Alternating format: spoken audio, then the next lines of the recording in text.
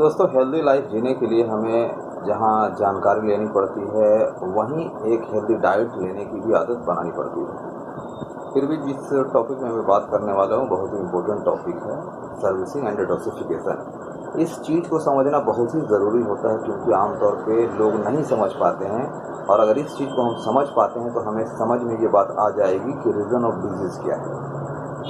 तो सबसे पहली बात यह है कि अगर हमारे पास कोई व्हीकल है, चाहे टू व्हीलर हो, फोर व्हीलर हो, जब उसमें कुछ खराबी आती है तो यहाँ पहला सवाल ये आता है कि खराबी क्यों आती है। खराबी इसलिए आती है, हो सकता है कि या तो हम मोबिल सही यूज़ नहीं कर पा रहे हैं या ख़त्म हो जाने के बाद हम देर से डाल रहे हैं।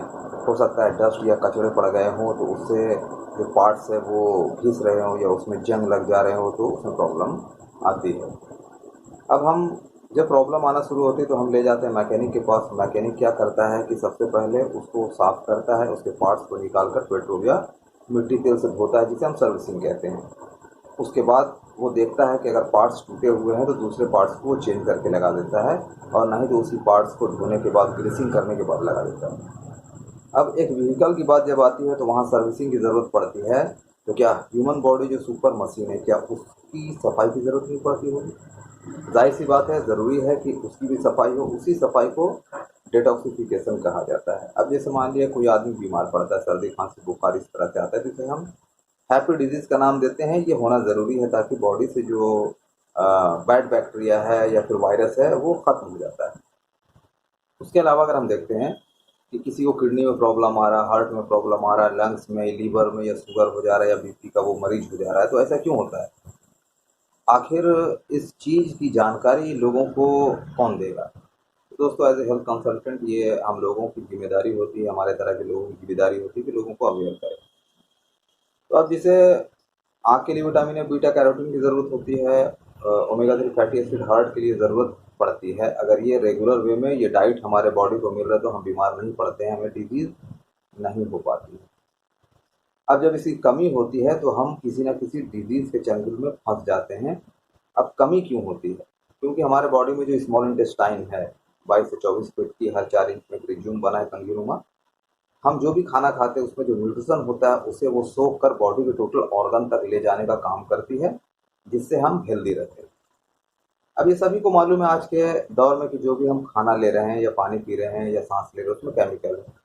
एक आसान आम यानी लैंग्वेज में मैं बताना चाहता हूँ, उसे बायोलॉजिकल लैंग्वेज में टॉक्सिन कहा जाता है। ज़्यादा हम डेप्थ में नहीं जाएंगे क्योंकि बातें ज़्यादा लंबी हो जाएगी, और जितना जितना कम हम वर्ड का यूज़ करेंगे उतना ज़्यादा हम कोशिश करेंगे कि आप समझ पाएंगे।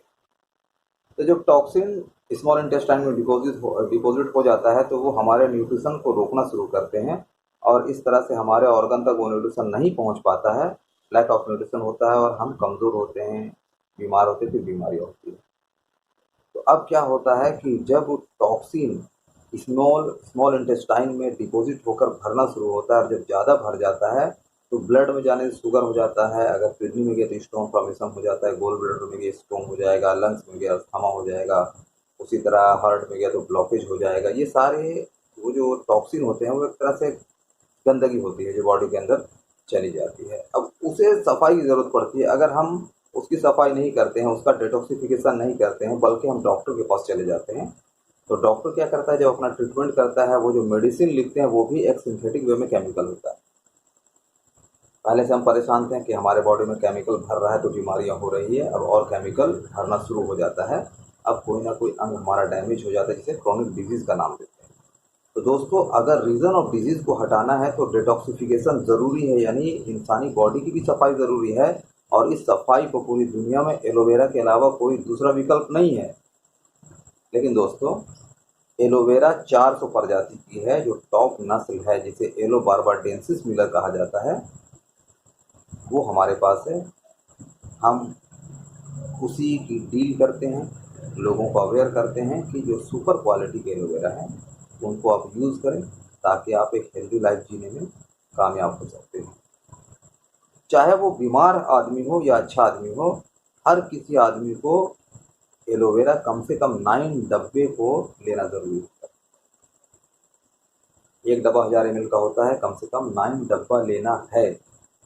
अगर हम पहले से लेते हैं तो हमारे अंदर जो भी टॉक्सिन वो निकल जाया करते हैं, और हम लगातार इसको लेते रहते हैं। तो जिस तरह से एक कागज़ को हम पानी के नीचे ले जाते हैं तो कागज़ ख़त्म हो जाता है, लेकिन जब उस कागज़ को हम लेमिनेशन करने के बाद पानी के नीचे ले जाते हैं तो वो कागज़,